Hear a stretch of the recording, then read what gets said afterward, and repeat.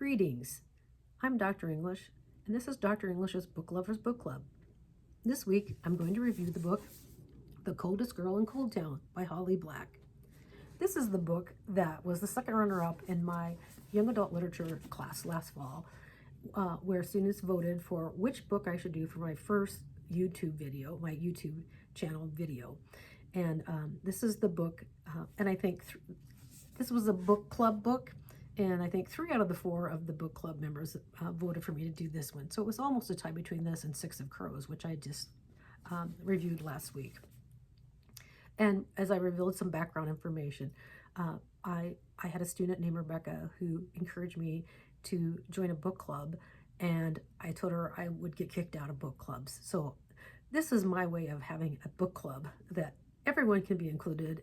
And if I do join a book club, I can say, please refer to my YouTube channel for my reviews of the books.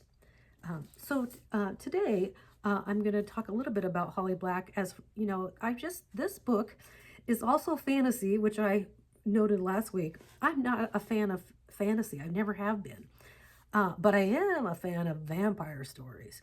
And if you are a fan of vampire stories, if you like Anne Rice, if you like Buffy the Vampire Slayer, if you like Bram Stoker's Dracula, you'll really appreciate this book.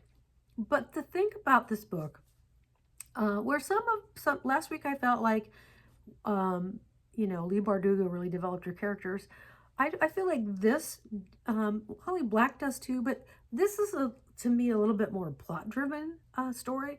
And it's also a story that I think is like perfect for young adults, because I think Holly Black is actually making some statements about society in this book. One of which is, it opens with the girl in a bathtub. And it's like, one of them is like, teenagers do some really crazy things. And this is like, you never know what's going to happen at a party. This is like the epitome of, oh my God, at a party.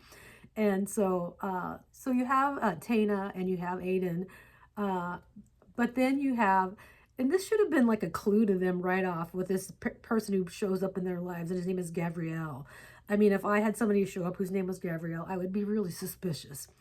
So I think that there's these little messages that she's also sending, and maybe it's just because I'm, at the point of retirement, and I could see these things, and I'm just kind of chuckling to myself, because it's like the commercial where they have the guy that has the hockey mask on, he's got the chainsaw, and the people are like, well, let's, and he's like shaking his head because they're doing the exact opposite of what they should do.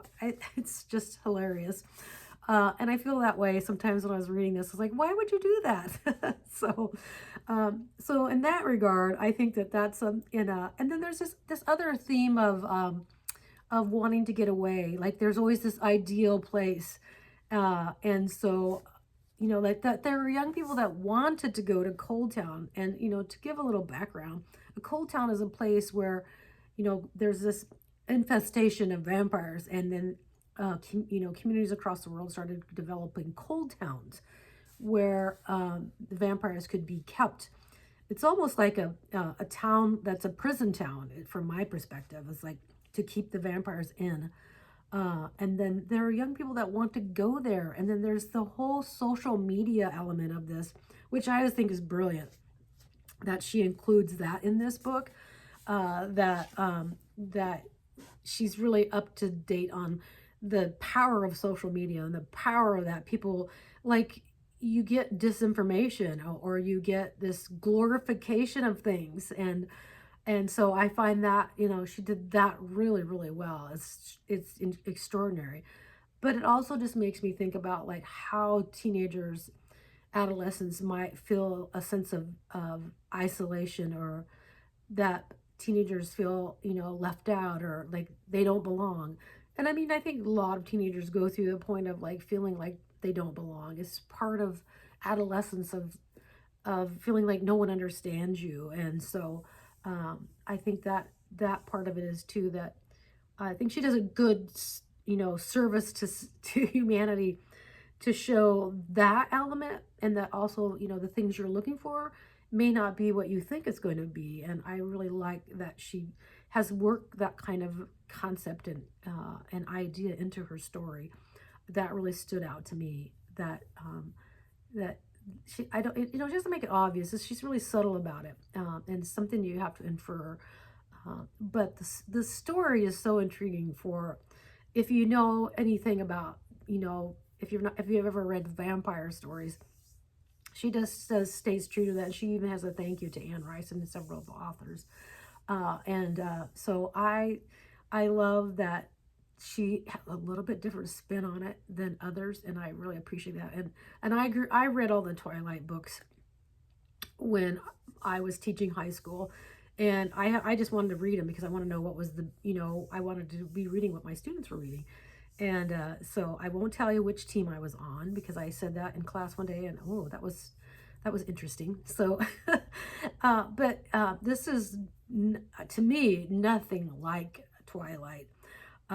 It's more about I I just feel like it's more about the sense of adolescence, and uh, to me, adolescence, you know, going to a place that they think is, you know, going to be this incredible thing because of social media and people, you know, posting, and you people are just so wrapped up in that world. And so I'm not going to try to give away any more spoilers. I don't want to spoil it, but I do think that she does do a good job of developing the relationship between Tana and Gabrielle. And then there's Aiden that's a part of it too. And then she has these really other interesting characters that come into the story.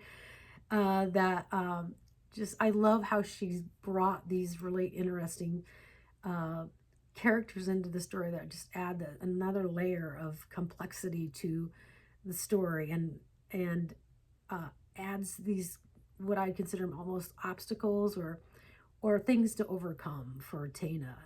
And so I think I really enjoyed the read. And but like I said, I've always been a lover of a good vampire story. And then I have always ask a student, or if not, find a student. You know, in the future, I'll probably figure out my own favorite passages. But I have a favorite passage from a student, and her name is Paisley. And I'm going to read a little bit more from this than what she gave me. And so here's what Paisley wanted me to read. Mommy, Tina said, crossing the kitchen to throw her arms around her, calling her something she hadn't called her for years. Mommy, what's wrong? Nothing, sweetheart. Peanut, lamb chop, her mother said, and even her voice sounded strange. Time to go to bed. They walked up the stairs. Tina yawned.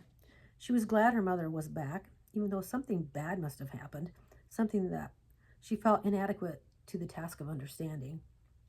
At the landing, her mother crouched down and took Tina by the shoulders, staring at her with a blazing intensity. I love you, she said. You and your sister, I love you both so much, and nothing is ever going to change that. Tina nodded, thoroughly frightened. I would do anything to protect you, her mother told her, eyes gleaming in the dim light. Anything to stay with you both and watch you grow up. Anything, okay? Okay, Tina said. But as her mother tucked her into bed, leaning over and pressing her cool mouth against Tina's cheek, with the odor of perfume wafting all around them and locks of her mother's black hair hanging loose from her bobby pins, forming a curtain, Tina decided that she didn't want to grow up.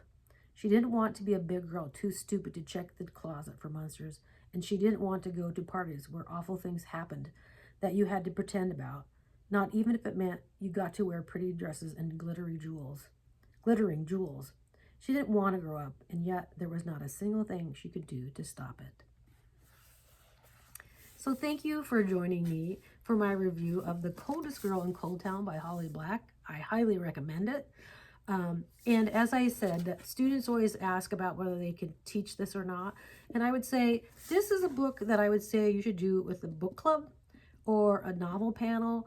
I think, and I brought this up in class because I think there's a lot of sexual innuendo in this book. There's nothing explicit, but there's definitely some sexual innuendo, and there might be some people who might be uncomfortable with that. So I would say this is probably a good book that you would want to do with a book club or a literature circle, maybe a novel panel. That's my advice about this. Or it could be something that you could just have on your teacher, library shelf that students could check out. Thank you for joining me. My next book that I'm going to revisit is The Hunger Games by Suzanne Collins, and I'm really looking forward to talking about that and how much fun I had rereading that and reacquainting myself with that. Until next week, thanks for joining me. If you have a book to suggest, leave it in the comments. Bye.